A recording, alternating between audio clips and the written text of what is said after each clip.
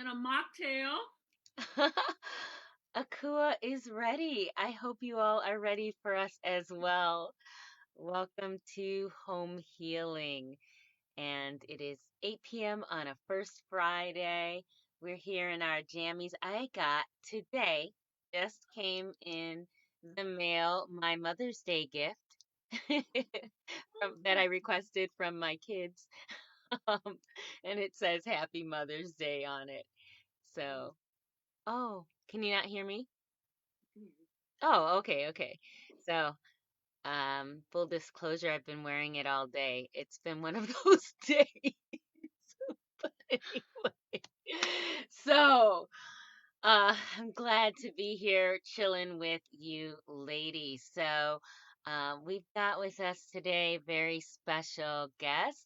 As always, special with me. I think she's been on every show, perhaps except one.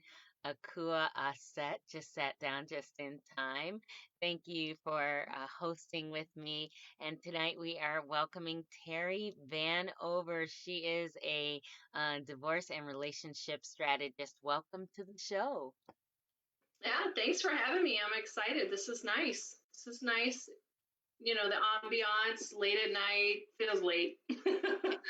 I mean, when you've been on Zoom since 9, as you told us you have, it feels incredibly late. So, Yeah. and when you Like, wake up at 4 or 5 like I do, it's like midnight, okay? yeah. Right. No, I normally do wake up like super, super early. This morning, I allowed myself to sleep in a little bit and just walk. I've been running every morning with the warm weather. And Yeah. today my foot was like, nah, we're not running. And I was like, all right, I'll just walk. So, but it's nice.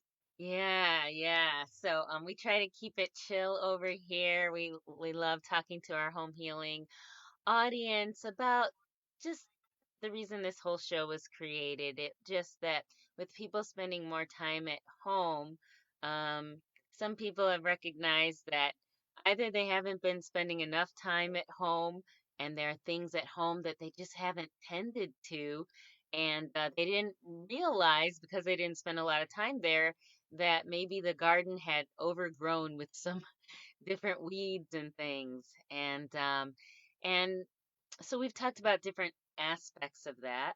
But tonight, since we have a divorce and relationship strategist in our room, we wanted to just talk to you about some relationship CPR and just find out, like, wow, one of the things I say is that sharing my story coming from a domestic violence background. Um, I know that if there's an increase in the number of domestic violence calls to the police, there's an increase in home atmospheres where it's actually not bad enough to call. I know when things started kind of getting bad, I sometimes would call and they said, ma'am, you can't call yet. Like, that's not a thing. Like, something has to actually happen. But you can feel in your home like things aren't right and you can feel unsafe and stuff like that. So that even like maybe even before it gets there, or whatever point that you normally meet people, you know, when you do some relationship strategy, how do you triage? What are some different things that you may say to people? I love this question because I would say, as a relationship strategist, this is probably, and I bet many relationship professionals, well, I know they echo this, is so many people wait so long. Like, and the average is most couples wait 6 years to get help in their relationship. It's like, oh, and by then, so much resentment and nastiness and negative communication patterns have built up. No amount of navigation can undo it. So exactly what you're saying, like, it doesn't have to get that bad, so don't wait until things are so bad. It's just like, as a I think about, as a physician, right, or your physical health, when you have an ache or a pain, you don't want to wait until your arm is like hanging off the socket before you go to the ER. Hopefully you recognize, hey, I got this nagging pain, it's not going away, I need to go see a specialist. That would be my hope and like my prayer for everyone. Like, please, reach out before it gets to the point where it's in like you said, I do use the couples in crisis as kind of my tagline, but if you can come and reach out before then, and it's amazing what the small little shifts that you make in your relationship will make a huge difference. It's those little tweaks that we make that make the overall big difference. So that would be my first just plead to anyone that's in a relationship, you know, don't wait. This is the, you know, your marriage, your relationship is the most important relationship you'll have in your life, right? And I work with people that go through divorce too. And the statistic, really, the reality is 80% of marriages could be saved if people had done intervention early enough. Oh my So gosh. What, can you repeat that? Because I don't think people really, I've never heard that. Have you ever heard that, Akua? Something similar, yeah. Okay, I mean that's super eye-opening. Say that is it again. 80%. Because 80 I thought you were gonna 80%? say our divorce rate is 80% now. That's what I thought you were about to say. No, not at all. And actually, before the pandemic, the divorce rate was actually on the decline. To be totally Really? honest with you, when things are well in the economy and our environment, marriages tend to stabilize. I don't know. I will see what statistics bear out after the pandemic. I know in China they've seen an uptick in divorce for sure. But it kind of goes to what you said about the pandemic has shut everything down. And what we've come to realize, well, I think most relationship professionals like myself, we know what's there, and what has happened with the pandemic is that people didn't have the distractions. They didn't have the go to work 10, 12 hours and get away from your spouse. Like there was nowhere to go. So the cracks in the foundation just separated. And so, but again, the reality is like this stuff is fixable. Wow. And so I think that's really the truth. And I'm very passionate about, I'm very pro marriage. Although I work with people who've been impacted by divorce and are going through divorce, if I could do more, like my goal is to like help those people who are going through divorce to prevent future divorces. That's really where my heart and my passion is, because that's the scary statistic. Because once you've had one divorce, your chance, if you have children, of having another divorce is 70%. That should be the scary statistic. And that should be the like, whoa, I need to look at myself. What do I need to do to prevent this? Because once you've had one and you add on a divorce, and once you add on, you know, stepkids and exes and all the other like factors that come in with, you know, marriage and blending families, it's, you know, drastically more harder or drastically more difficult to make your marriage successful. So basically, if you haven't up-leveled your relationship skills, if you're adding on these other pieces and the baggage from your last marriage or whatever, it makes sense that it would be if infinitely harder. Cool. I want to give you a chance to jump in, and what question might you ask to Terrie that you think our viewers might want to hear? I Well, love that, by the way, Felicity, how you articulated that, like up level your relationship skills, your communication skills. I love that. You're absolutely right on. Makes sense. I'm curious, Terry, what you think about. So we've seen that there is an uptick in divorce in China. I would also venture to say that people will probably see the value in partnership, those that are single. So, what are your thoughts on seeing perhaps that, being single in your home, or women not having a protector? Like, what are your thoughts on how that will affect being single now that we've been so isolated from each other? I think I would say we are going to see, as soon as things kind of open back up, I think we're going to see, I think the world in general is just seeing that connection. We need each other. We need that connection. We need other people in our lives, and I think people are seeing the value in that. I And actually, I think in my space with other relationship coaches who work with like singles, for example, they are busy because I think the single people are utilizing this time to get ready. to, like as Felicity said, I love that you said that, like up level their relationship skills so that when all of this is gone and we're back out there, we're ready to go. We're ready to roll. And actually that actually happened with me. I have seen many people who were struggling in their relationships and they reached out to me and they said, I have nowhere to go.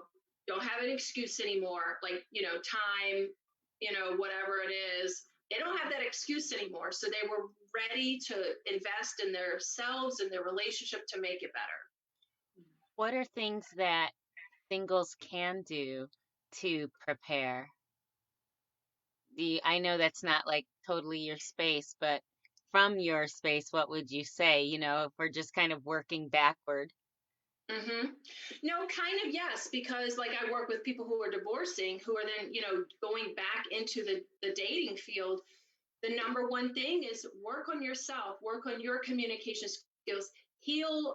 I'm a big kind of like heal those unresolved childhood issues, heal those unresolved youth issues that you brought into your relationships, because I'm a big believer that your intimate personal relationship is really a reflection of parental relationships, family relationships, and oftentimes we're using our intimate relationships to heal or make whole what we didn't get. So I believe it's very important that you work on yourself so that you're bringing your whole self into a relationship. I don't believe in 50-50. I believe in 100-100. I love You bring that. your 100% to your marriage and they bring 100% to their marriage. So I think that has been a real kind of myth in our society that someone is going to make you whole. That is not true. Like we know that, like that is not true. No one, and I also say this a lot. You can't heal internal issues with external solutions. You have to heal that internal issue problem yourself and then make yourself happy, and then you attract. Oh, and someone said this brilliantly today, like you're gonna, when you heal yourself, the mirror partner will show up. That partner will mirror you.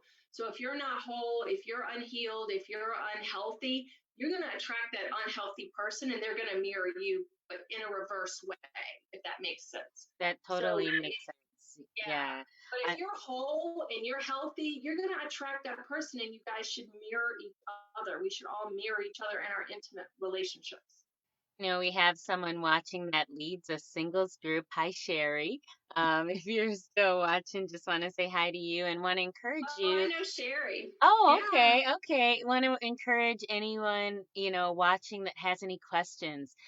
Please feel free, feel safe to go ahead and ask those questions. Share the stream, because we believe that a lot of people are dealing with these things, and we want to both provide a place where if you were in a situation like I was in, and you were calling the police when you should have been calling somebody like Terrie, you know, it's like my little phrase is, if you can't call the police, who do you call? You call the healers. And so that's why I'm bringing people with a healing gift here on the show. So, what you said was just so important about, the mirror. And I just find that taking that type of responsibility is incredibly freeing or incredibly offensive. And it may be offensive before it becomes freeing. That's okay. Like, just don't stop at the offense. Like, let it sink in. It's okay. You don't hate the person who said it. But but here's the thing. If if what you're saying is when you become more whole, the right person appears, right? That nice sort of compliment will come. That means that your relationships have been a reflection of where you've been. Okay, that was the offensive part, and I already told you don't hate me. So, but that's that's the deal, right? If you can take that in and be okay, there are things that we don't I am incredibly relational and I learn more from relationships than other things. So there are things I've missed in my life, maybe cycles I've gone through over and over. But when it happens in a relationship, I get it. So, and some of us are like that, right? So, if you're willing to learn from those relationships, they're incredible teachers to you. And so, from my domestic violence situation, I said, how did I attract that? Right? I didn't grow up in a violent home in that kind of way or whatever, and I thought I had high self-esteem like a bunch of people thought I did. But I realized that it was my low self-esteem that had me to stay in that situation for 12 years. When I took responsibility in that kind of way, I was able to, like I say, become better and not bitter. And and that's kind of what we're after, when you say. Yeah, yeah, yeah. And I think when you can look at a situation or um, as an opportunity for growth within yourself. What can I learn from this? How can I grow from this? I'm not a victim, because when you blame someone else, you blame the circumstance, you're a victim. And the great news is, like, you can take back your power. You know, um, you can say, where can I step up in this? Where maybe did I lose my voice and I need to find my voice again and speak up for myself. So yeah, it can be a very empowering process when you look inward. So I Absolutely. think Kua had some questions too. Yes. Oh, I remember that. Well, one thing that I wanted to add was that I feel like the healing is never done. So there's like you think you have a certain level of healing, and then you get into relationships like, it's another level of like the same thing. So yeah, I think, as much healing as we and work that we do on ourselves, like there's still more to do. I think we're as long as we're on earth, there's work.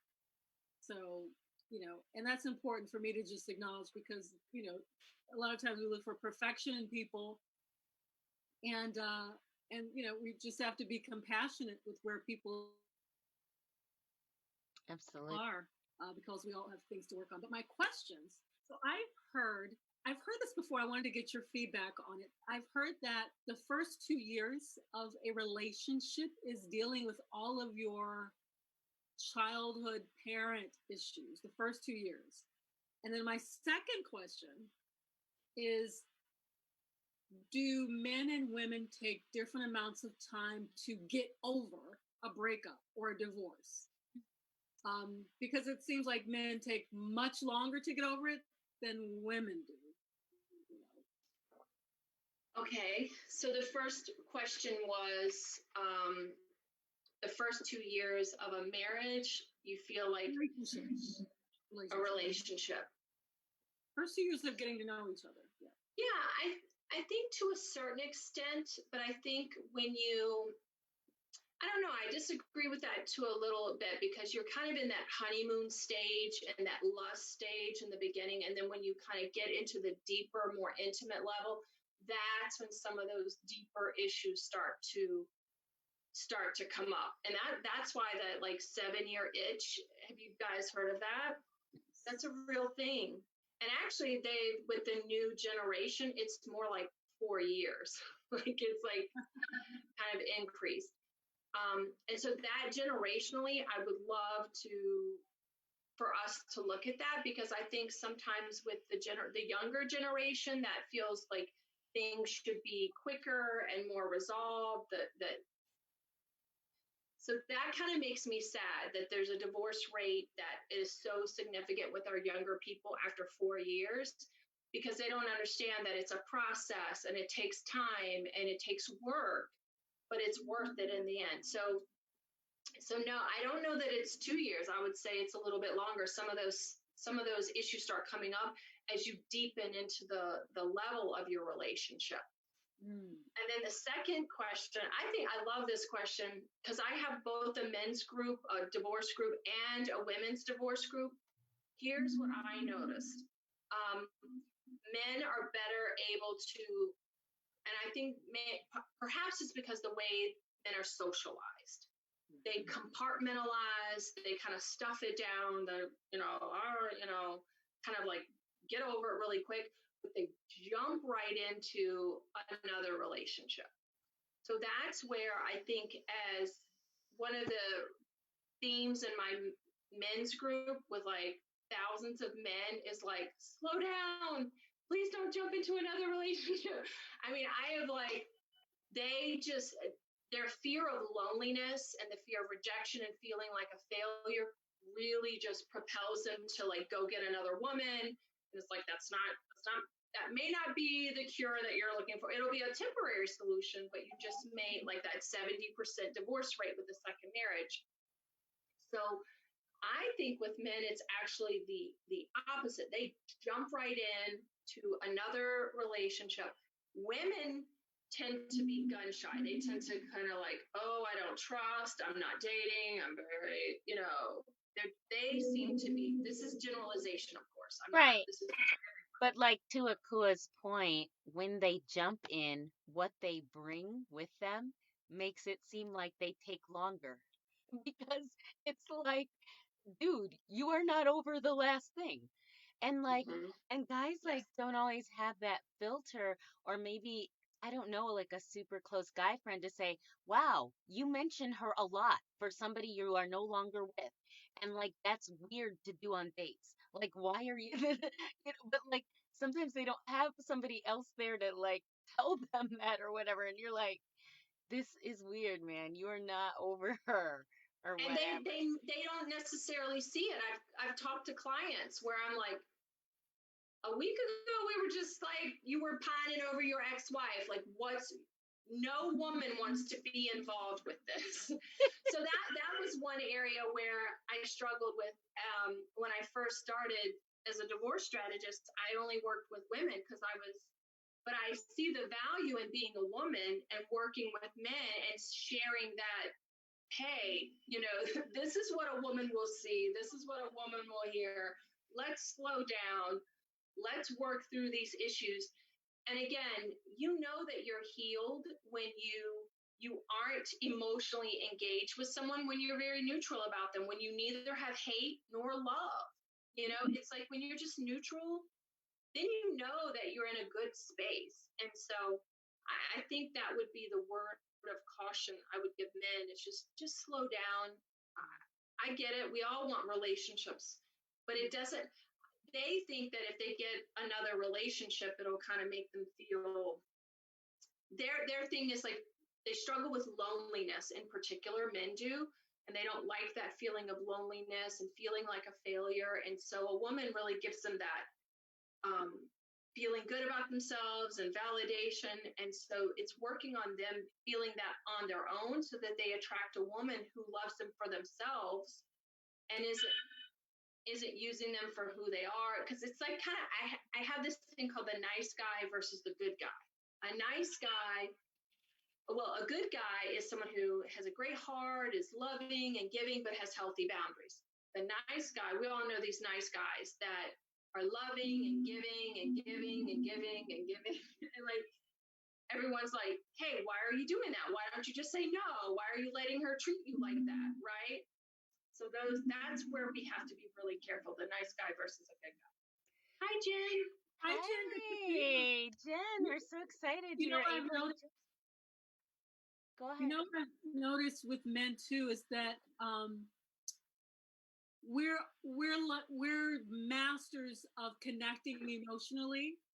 And so outside of a marriage or relationship with a woman, a man doesn't really have that space to connect emotionally. So now that she's gone, he doesn't have anywhere to emotionally connect or express. So I can see why they want to jump into something else quickly.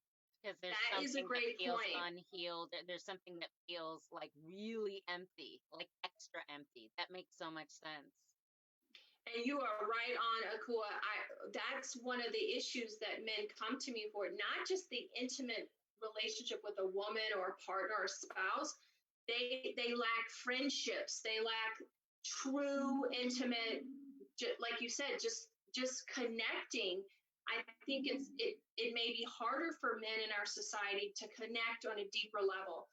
And that's what makes, I have this divorce group for men, and people ask me all the time, do men talk? And I'm like, oh my God, like if you hold that space for them, they will not shut up.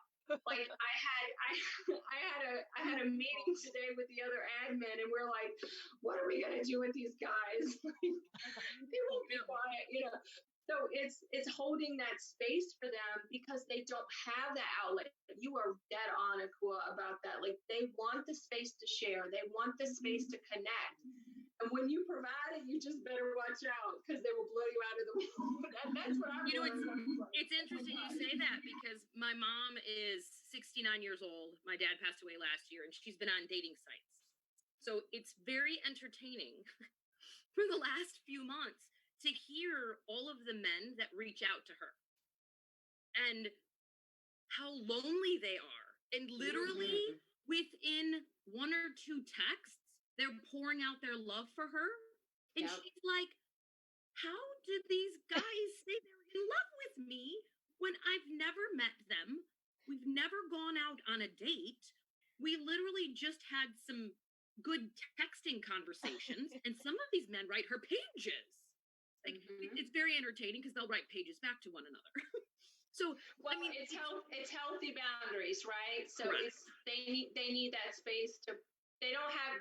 It's like what Akua says. They don't know how to. They haven't had anyone to connect with, and they don't have that space to heal. So they use the first woman that comes along, and therefore the attachment. They attach very quickly to women. Well, listen. Yeah. And if you've got a woman like my mother who's just excited, and of course in this COVID thing, like what else do you have to do? Right? So she's keeping herself entertained for some of it, right? That she's like, oh, a new guy liked me today. Well, let me see what he has to say, you know? So it's cute because she's kind of like a teenager. But it's fun for her because she's getting to explore like what she wants, right? I mean, she married my dad when she was 21 years old. Wow. So she really didn't get the chance to really know what she wanted in a man. She knows what she does not want in a man. And I think it's amazing just seeing her. You know, and I think you guys can all relate to this too. When like you do your own healing, the people around you benefit from that as well too. So with all the work I've done on me and my relationship, whatever, like she's able to feed off of that and do things for herself and take care of herself when she never went out and got her nails done before. You know, I would go out and buy a purse and she'd go buy herself a purse. I'm like, okay, that's really cool. But again, it's like, it's almost like when you see someone else doing something, it gives you permission. Yeah, right. Yeah. To do that on your own, right? But it's just an interesting dynamic to see her growing into herself and learning from all of these men that, you know, I mean, a guy said to her today, they went out on a date and he said, do you think I'm attractive? And she said, I don't know what to say back to him. Okay. Because her husband probably never asked that. So she's like, what kind of question is that? I don't know. Well, I know. Well, and what she said to me, she was actually asking my teenage boys, which I thought was hilarious. And they're like, please don't ask me that, Mammy. Oh my gosh, I don't want to have this conversation. She asked you that, or I thought a man asked her that? The man asked, so they went out on a date today for lunch, and he told her that he thought she was attractive. And then he texted her after their date and asked her if she felt that he was attractive. And she hasn't responded yet because she didn't know what to say. So she was asking for my opinion and my boy's opinion and my best friend's opinion. But her initial, I know, isn't this great? When she was talking with me about it, she's like, if a guy asks me if I think he's attractive, I think that's about sex. Like that was her first thought. Okay. She's like, I don't know you. Like, why are you asking me if I think you're attractive? I think you were interesting. Okay. But, you know, I said to her, I'm like, well, maybe he has some insecurities within himself that he's asking you if you find him attractive. It's interesting how she interpreted that, so absolutely.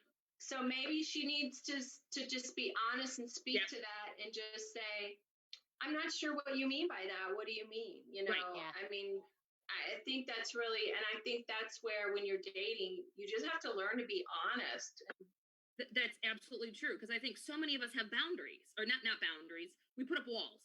Yeah. Right? Because we don't want to hurt someone's feelings, or we don't really know what to say because we're embarrassed. And that's what I said to her. I'm like, Mom, just be honest with him and say, I don't know what you mean. And this is kind of the way I interpret it. Is that what you really mean? Because if you're not honest, then you're doing both of yourselves a disservice. Yeah, you don't want to start off on that foot. Right. Felicity, Sherry has a question. Oh, I'm so dating. glad you saw them. She actually has several questions. So if we could go on ahead and get to them. Like I said, she runs a singles group, so I'm sure that these are things that she hears. And yes, I'm so glad you caught that, Terrie. And welcome, Jen. I'm so glad you were able to join us. Have at it, Terrie. Which one of the 5 do you want to start with? Yeah. Should you be attracted to the physical or things in common? She was saying that she finds the physical fades after time. And that was like a follow-up that she said. And so if you don't have the common. Anyway, go ahead. I think there has to be some chemistry in the beginning, so going with the chemistry. And I think you can build, and she also asked about friendship. Can you be friends first? And I absolutely think you can. I think if you build that foundation and build friends, but you're open to seeing that person in a new light, you can definitely, I think having a friendship is important. That should be the foundation, because all the like she said, the physical stuff, all that stuff is going to fade. And what's going to be left is, what do you guys have in common? What is, what do you share? So those are the things that are going to be, really what are going to keep you guys together. So yeah, I think that I think we diminish that there's a physical attraction. And I think that to a certain extent, we do need to be physically attracted to another partner, and that's okay. But I think we can also develop that physical attraction. I think women are a little less visual in general than men. Men kind of see that physical attraction first. But I think we need to understand we all need to be attracted to each other, and how that attraction happens is different for different people. But yeah. The other thing I would say in regards to the physical attraction thing is, it doesn't necessarily mean that this guy has to have this amazing body in order for you to be attracted to them, right? So I think sometimes women, we can get attracted to the soul of a human being, right? So like even the man that I'm with now, right? Like I might not say, oh, this is the pinup guy, right? Like I look at you and I'm gonna say, oh my God, you're drop dead. All my girlfriends are gonna want you, kind of thing. However, when you build a real relationship with someone and you can see into their soul, right? It's like, I don't want to say it doesn't matter what you look like. It's the energy. It's how you make that person feel and how that person makes you feel, that you want them and all of them, not just how they look. Yeah. Right. And I think, Jen, I think that's a great point. And I think you also start to focus in on their good qualities. Absolutely. Like I thought, oh, he's got such great eyes. Oh, he's got such great shoulders. And you kind of, downplay maybe, oh, he's got a little weight to lose. We don't see that because we're so attracted to, like you said, their soul, their energy, how they make us feel. So we start to really focus on those good qualities, those attractive physical traits. Right. Which is a very good thing to get out of those like magazines things that have been sold to us, the TV ads and the movies or whatever. We don't need to be sold on the fact that, you know, they hire actors for a look, they hire Right. models for a look. That is not a model for us of how we should live our lives, and something so important as a partner. Like, Mhm. we don't need to take our cue from Hollywood, or, um, or the fashion street or whatever. Like, that's not a good way to do it. So just like don't feel any kind of way about that. And I just had to chime in about something with attraction because it keeps coming in my mind. I heard something, I was like, wow, this is so interesting. I guess it was just talking about the makeup of attraction, and, like pheromones and energy and stuff, like scent and stuff. And so they were saying that it's a very challenging thing, the fact that single women tend to be on the pill nowadays, because it blocks some of our sensors. Mhm. And there are people that have gotten married, stopped taking the pill, and are like, I am not attracted to this person, Mm. because it changes something in Wow. our so I don't know if you'd ever heard that, but I was like, oh wow, that would be. And ever since then, I realized with my husband, like, I was like, I really like how he smells, whether he has like cologne on or not. Like, his body scent is comforting to me. There's just like an actual, like an animal type thing. Like, I just Yeah. like how he Yeah. Well, smells. And their funk. So I think there is yeah. something to it. There's Mhm. actually a hormonal thing to it. So a lot of the reasons that a lot of times women don't feel turned on themselves or maybe attracted to someone else is if your hormones are completely off, it's like you're numb. You can't feel, right? So even when I talk about, sexuality and really connecting with a partner, right? So many women will say, I don't enjoy being with my partner. I don't enjoy sex, etc. But if you're not fully in touch with your body, if your hormones are not intact, right? You're not out of your head, right? You're not going to be able to have that true, deep, intimate experience that your body really craves, right? Like all of our bodies crave it. It's just we numb it because we've never been taught how to cultivate it and how to actually feel that desire that's natural for all of us. Mhm. Akua had a really good question if you want to chime in with that. I only saw that second chat, so if you had a first question, forgive me, but I really like this second question about not being used. If you could tell Terry. Oh, Terry. So, or Terry or Jen, how does a woman avoid being used for emotional connection for newly single men?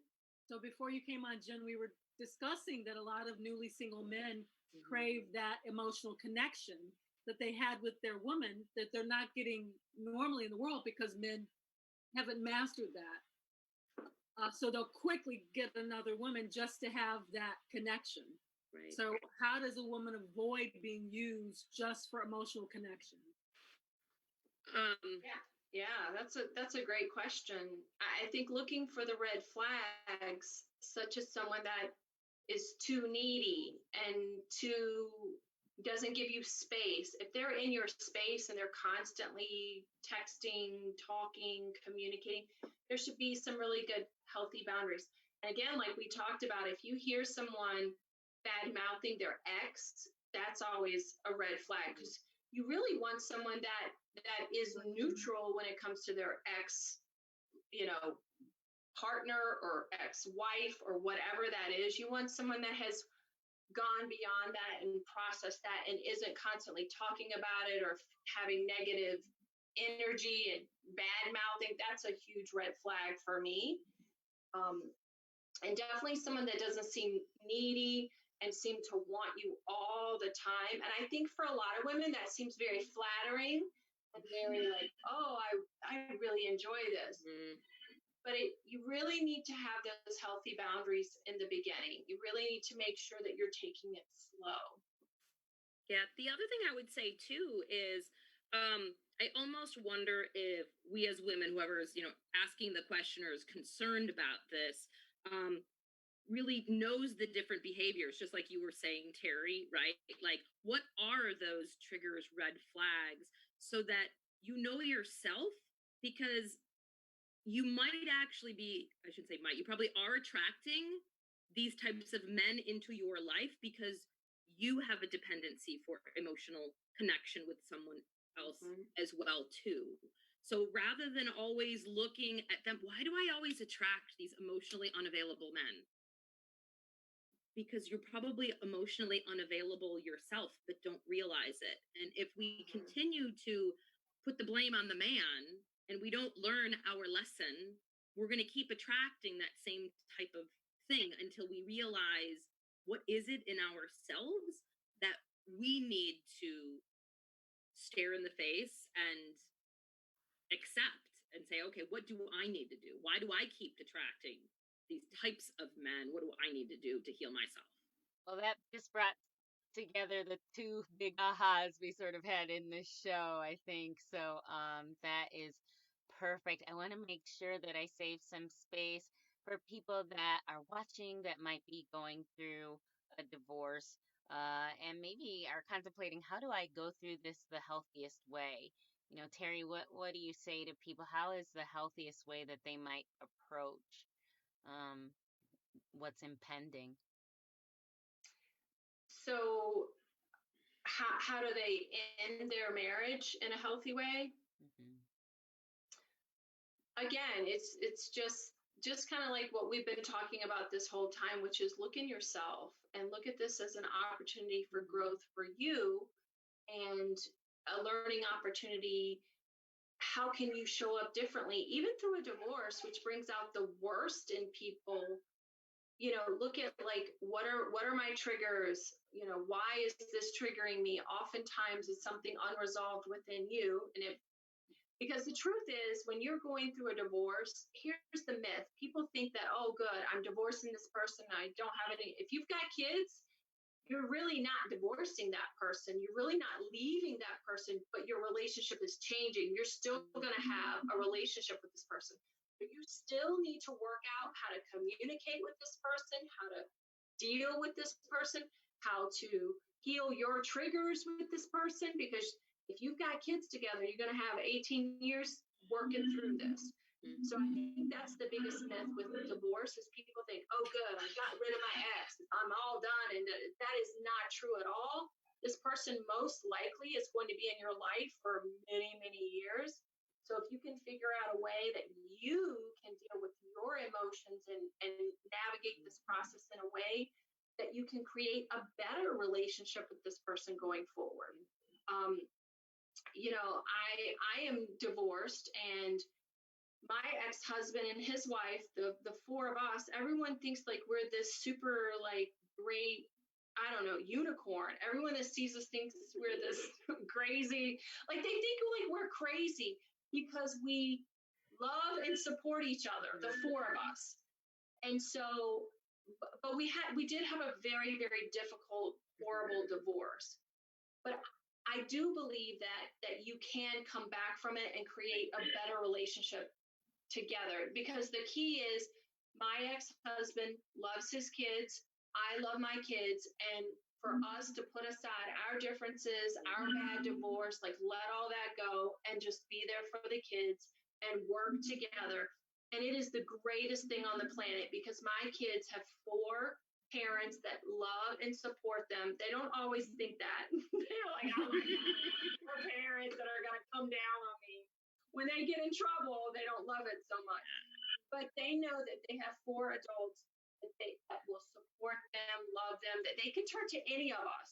I'm happy when my daughter goes to her stepmom and confides in her. That's great that she has someone that loves and, does things for them and is there for them. So I wish people would would understand that divorce is not ending a relationship, it's changing a relationship. So you still have to deal with this person. I think it's great. And Terrie, you're such a great example of how you've been able to mold and bring your two families together. You know, the whole unicorn concept, right? Like, I'm not remarried and my ex isn't remarried, but we have a very civil, great relationship together as well, too, for the kids, right? Yeah. Which makes it so much different. I mean, and people look at me and they're like, really? Like, you guys went on a baseball trip together and you guys shared a hotel room? I'm like, why not? Like, why are we going to pay for separate hotel rooms when we're going on a baseball trip for our kid or, you know, whatever it is? Like, we're doing this as a family. And I think that the key to making that happen, right? So if there are people out there who are, you know, divorced or in the process, right? The key to making that happen is healing yourself. Yeah. Right? Like, I was going to add, like, blaming. You got to work on yourself, though. You can't, because so many people want the ex to do this and do that. And it's, you know, he did this to me and he did that to me. You got to learn to let that go because the future is coming up and you can't hold on to the past and go into the future. Yeah, absolutely. Yeah. I hear you 100%. And I hid that for a long time. I didn't talk about my ex and I are friends because everyone treats you, they're, you know, really, people thought I was nuts. Like, yeah, they're like, ew, you're friends with your ex. Like, it's a bad thing. And I'm like, yeah, his wife is my best friend. Like, you know, oh, I'm supposed to hate her because she's a stepmom. I'm like, I love her. She loves my kids. Yeah. Well, and I think the reason people react that way is I don't see that much of it, right? Like, when I hear divorce, it's like, yeah, you know, we don't want to be by one another. It's painful and people are trying to hurt one another in the process, etc. I do think we watch too much. I think we take in too much entertainment because those probably are real. Those are stereotypes that are put out there, and the wicked this and the wicked stepmother and all of these things. I mean, they're funny jokes, but you can't live. You know, we're trying to live healthy, and the people on TV aren't that healthy because it's not dramatic and it's not funny. So just like realize, you know, you pay for good entertainment, but like living a life is like a totally different thing. I want to make sure, I don't know if you'd feel comfortable. You saw Sherry had a couple more questions come in, and what we don't get to on the show, Sherry, we will make sure we answer in comments. But is there anything that you could share with us in closing, Terrie, about what is the difference between your first marriage and your second one? How have you grown and healed, or was there just something in the two different people that is really so different? No, I don't think so. My ex-husband is a good guy. My current husband, he's all right. No, I love him. He's great. He's awesome. Yeah, Sherry has some great questions. What's different about the first marriage and this one? You know what's different? Me. Like, that is the truth. And that's really honestly the truth. I did the inner work. I, you know, realized the mistakes that I made and how I wasn't showing up as a wife and you know, even with my current relationship with my husband Pete, who I love and adore, I noticed some of those residual like negative relationship patterns. They started to rear their heads, but like this time around, I knew what it was and I knew how to solve it, and I had the tools and the strategies that I needed to work through it and not ruin a good relationship with a good guy. And I think that's the difference is me. And I, you know, I work with a lot of married women, and when they do the work on themselves and not blame their partner and not expect this and he does this, and you know, when you show up differently, your relationship shows up different, your partner shows up different. And whether it's your current husband or your ex-husband, really, I mean, I don't think my ex-husband did any work or therapy. You know, it was, I did the work, and when I showed up differently, it allowed him to be more accepting and be more forgiving, because I was more accepting and more forgiving. So that's really the key, I think, takeaway from tonight. I don't know, that seems to be the theme. Do the work on yourself. Do the work on yourself. And that's what I do in my programs. I teach women how to heal themselves so that they can show up in whatever relationship that they want in their life. I love that. Well, I'd have to say the same thing in terms of the fact that I'm the difference in my new marriage, but I'm the difference in that I attracted something different. Because, Yes. Mm-hmm. ooh, that first guy, ooh, he's still a little bit of a piece of work, but you know what? I heard something from God the day of our divorce when I handed him back that ring because he was pretty broke at the time. And well, we were both pretty broke because he, yeah, did some interesting things. But anyway, I gave him the ring back and I felt like, wash my hands, wash my everything.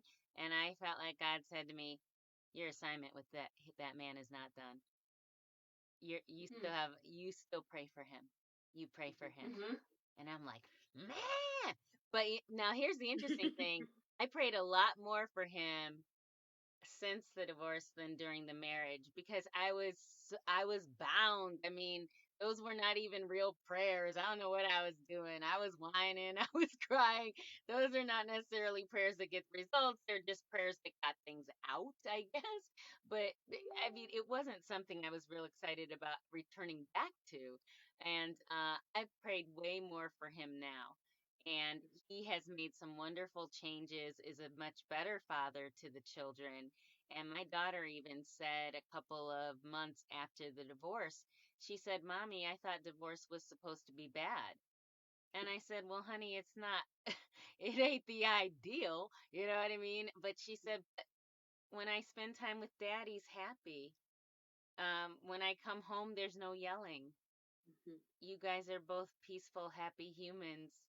I don't know what's so bad about that." And so, working toward maintaining peaceful, happy human status, like single, married, divorced, whatever it is, well, that's what we wish for you. And that's why we kind of bring you some free coaching every first Friday. I hope you'll continue to join us. Even if you're just hopping on, share the stream. You know people that may need to see this and support the stream. You can go to patreon.com/felicityjoy and support shows like this. We want to thank you guys so much for watching. Terrie, huge thank you for being here. It was right Thanks at so home much. having Thanks for having you. me. Yay. Yeah, this was fun. Oh, Yay.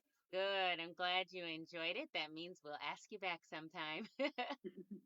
Bless you guys. Have a great night. Okay, good night. Night. Good night.